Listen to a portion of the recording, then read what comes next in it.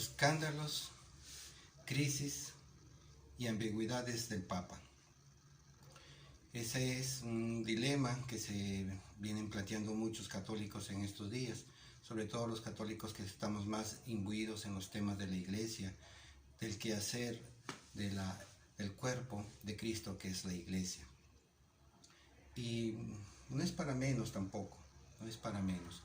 Hay algunas cuestiones que bien es cierto que valen la pena analizar y que conmueve a muchos católicos muy creyentes, personas que son muy continuas y asiduas a la vida de la Iglesia. Obviamente lo de las crisis en la Iglesia no son cosa nueva. Desde el mismo génesis de la Iglesia, desde el mismo nacimiento de la Iglesia, vamos viendo en diferentes libros y capítulos de la Biblia que la Iglesia no ha sido perfecta. Ahora muchos están rasgando las vestiduras por cuestiones que, si bien es cierto, son graves que se están dando dentro de la Iglesia. Sin embargo, estas ya tienen antecedentes, ya hay muchos casos, por cierto, tristes y lamentables que se han dado dentro de la Iglesia. Así que no debe llamarnos a la, digamos, un gran escándalo, así, una gravísima preocupación de estas crisis que se están viendo, de las ambigüedades del Papa, de nuestro Papa Francisco, y de otros problemas hasta doctrinales también. Por cierto, eso también es grave porque por la insuficiencia de la claridad de temas doctrinales hay muchos de nuestros hermanos católicos que se están separando. Ahora, hagamos solamente una mención rápida y breve de algunos de estos acontecimientos. Principalmente hablemos, por ejemplo, de la pederastía que se viene dando entre algunos individuos que se han metido a ser sacerdotes cuando con ese problema de homosexualismo que tenían no debieron involucrarse en el orden sacerdotal, en este sacramento muy especial que tenemos dentro de la Iglesia. Y obviamente eso nos ha causado un gran y gravísimo escándalo. También es cierto que no porque sean sacerdotes hacen más escándalo, es porque son sacerdotes de la Iglesia Católica. O sea, eso hay que decirlo. Porque a una persona, a un niño, a un joven, o ya que se haya hecho adulto, el hecho que haya sido violado por un sacerdote o por otra persona, no agrava más el hecho que haya sido por un sacerdote. Pregúntenle a un niño, a un joven o a un adulto que sufrió este acto tan gravísimo contra su persona, si porque no fue porque fue violado por alguien que no fuera sacerdote, ¿acaso va a ser menos doloroso? No. Entonces sí, son problemas que nos afectan a todos.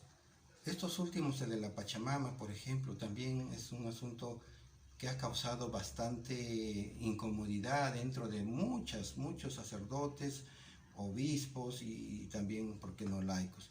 Bueno, son cosas que han sucedido, que han pasado. No vamos a entrar a tocar el asunto, pero solo para señalarlo. Y también las ambigüedades de nuestro Papa Francisco en no precisar, en no decir de repente hechos que, si bien es cierto, son pecaminosos, que debieron haberse dicho y no se dijeron en su oportunidad. Me estoy refiriendo al caso, por ejemplo, de personas que padecen de esta tendencia homosexual, a quienes se les valora y se les respeta, y nuestro catecismo nos llama a tenerles amor, como Cristo también tuvo amor por muchas personas. También es cierto que las llamó a un cambio de vida y se les respeta que quieran seguir sus sentimientos, ¿no? Pero tampoco vamos a profundizar el tema porque no es tampoco atacar esto. Y entre estos, pues, hay sacerdotes que son defensores. Por ejemplo, ahí tenemos al sacerdote norteamericano James Martin, y por qué no también no dejemos de mencionar a los obispos alemanes, que no solamente están tocando ese tema, sino otros más. Nuevamente, pues Alemania, después de 500 años y 3 años más, ¿no? 503 años, ya no nos sorprende que de allá de este país, más que país, hablemos de nuestra Iglesia Católica, porque se respeta cada país también, los miembros de cada país. Nuestros obispos católicos nos traen otra vez cuestiones que discrepan con la doctrina. Bueno, nosotros sí, un poco que nos también afecta que nuestro Papa Francisco no sea del todo preciso, porque recordemos que cuando la mujer adúltera que fue tomada, ¿no? en este acto infragante, fue llevada, solamente ella, no fue el hombre, no lo llevaron, ¿no? Se veía que había una cuestión ahí antojadiza contra Cristo, y Cristo pues ya sabemos la contestación que da sobre el tema de la piedra, etc. Y no deja Cristo por ningún momento de señalar el cumplimiento de la ley, ¿no? El que esté sin pecado, que arroje la primera piedra, ¿no? Y luego pues a la mujer la perdona, pero también la llama a un cambio de vida, etc. Bueno, eso es lo que pedimos de nuestros jerarcas de la iglesia, que haya precisión también, no solamente podemos caer en el buenismo, también necesitamos precisión. Ahora,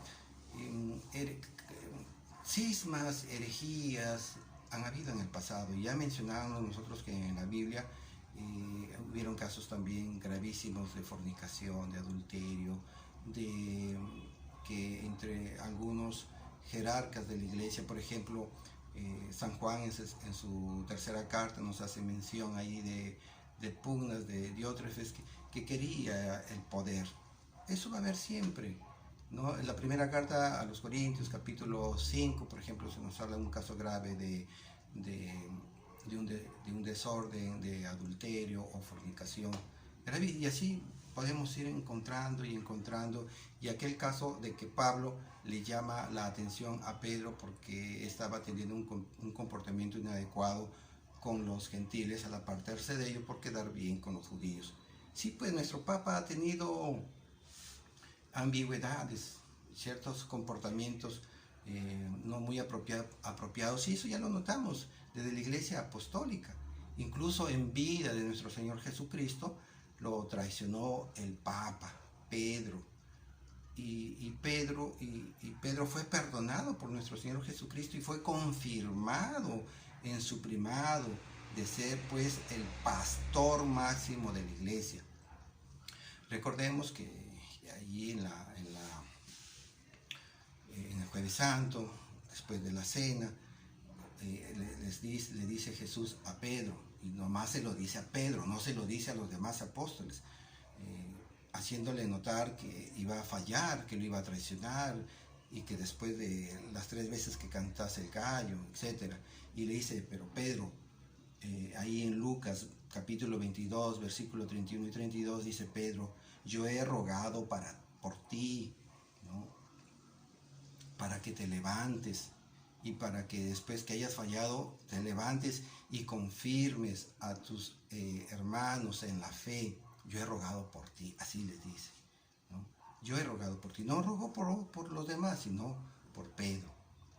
Y luego, ya antes de ascender, y le vuelve a confirmar, Pedro, ¿me amas? Sí, Señor, tú sabes que te quiero, cuida a mis corderos, ¿no? Y por segunda y por tercera vez, pastorea mis ovejas, a ese Pedro que lo traicionó, ¿no? Que lo negó, a ese mismo Pedro, cabeza de la iglesia, sobre quien Cristo quiso que se sostenga como fundamento, como piedra de la iglesia, a ese mismo lo confirma. Ahora en el siglo II, en el siglo III, hemos tenido pues herejías, ¿no? Por ejemplo el caso de Hipólito Inovaciano y el de Arrio, que duró muchos siglos, ¿no? Y ya a fines de la Edad Media, comienzos de la Edad Moderna, con Lutero, que este ha sido pues el más grave. Y acá en Perú también, en mi patria, en Perú, eh, porque algunos sacerdotes han dado su opinión personal sobre situaciones políticas, también ya se los está crucificando. Como que si no tuviesen pues derecho a opinar. Son también personas con derechos. Y si lo pueden estar diciendo, yo no voy a defenderlos, pero ellos saben por qué lo dicen. Ahora, bueno, todo esto nos está sucediendo y nos está causando tristezas a muchos. Hay personas que incluso ya no reconocen a los papas después del Vaticano II, con esto del sedevacantismo. Son los menos, pues también, ¿no? Son los menos, pero por cierto hay que tener presente que todas estas cosas se están dando. Recordemos también la segunda carta de Pedro en el capítulo 2, que nos dice en versículo 2 que se introducirán herejías y también falsos pastores, falsos maestros. No me estoy refiriendo a los falsos pastores fuera de la iglesia católica, no, dentro de la iglesia. En nuestra iglesia, de aquí de nuestra iglesia, lamentablemente han salido pues, los falsos maestros y los falsos pastores. Y también algunas herejías que gracias a Dios la iglesia, en algunos casos muy oportunamente y otros quizás en forma tardía, las ha erradicado. Algunas tenemos todavía por erradicar, pero la iglesia eso trata de hacer. Y Pablo y Pedro nos llaman a que cuidemos el depósito de la fe, a que perseveremos en nuestra iglesia. Entonces este es el llamado. Cristo nos indicó que nos iba a acompañar hasta el final de los tiempos. Tengamos fe, mantengamos esa fe, perseveremos. Acerquémonos también a ayudar a nuestros sacerdotes. Ahora son pocos y al ser pocos pues no pueden estar en todas las cosas y los jala la burocracia y a veces hasta el demonio mismo se encarga de ponernos más piedritas en el camino para distraernos de lo principal, que es la enseñanza y no solamente los sacramentos. También necesitamos que haya más enseñanza, más magisterio. Ya no bastan solo algunas escuelas bíblicas. Exhortemos a nuestros sacerdotes a que creen centros parroquiales teológicos o a nuestros obispos, institutos diocesanos teológicos también para laicos y con precios accesibles, que podamos todos acceder. Ya no nos quedemos con esta fe infantil que se nos da en la primera comunión y en la confirmación y apenas unas horas en el bautismo. No, ya tenemos que profundizar. Pero hagámoslos también todos estos cambios, todas estas críticas con caridad. Pablo nos enseña, dice, ¿de qué me sirve tener tanto amor, tanta fe, ¿de qué me sirve tener tanta fe y tanta profecía si no tengo amor? Es necesario que tengamos esa caridad, porque por un lado, el amor nos engríe, el amor no es orgulloso para creernos que nosotros solos tenemos la verdad, no. Hay que hacerlo con aprecio a nuestros sacerdotes. Cuando corrijamos con benevolencia. Y no porque no me escuchan, yo me separo de la iglesia. No, recordemos ahí en la carta a Gálatas, en el capítulo 2, en el versículo 11, cuando Pablo pues lo encara a Pedro. Pero no por eso Pablo se separó de la iglesia, ¿no? Entonces, acompañemos a nuestros sacerdotes. No solamente nos rasguemos las vestiduras, sino también apoyemos, pongámonos al servicio de nuestros sacerdotes, a dar lo que nosotros, lo poco o mucho que sepamos, pero aportemos. Sí podemos ayudar a que nuestra iglesia sea mejor y no nos desanimemos. Adelante.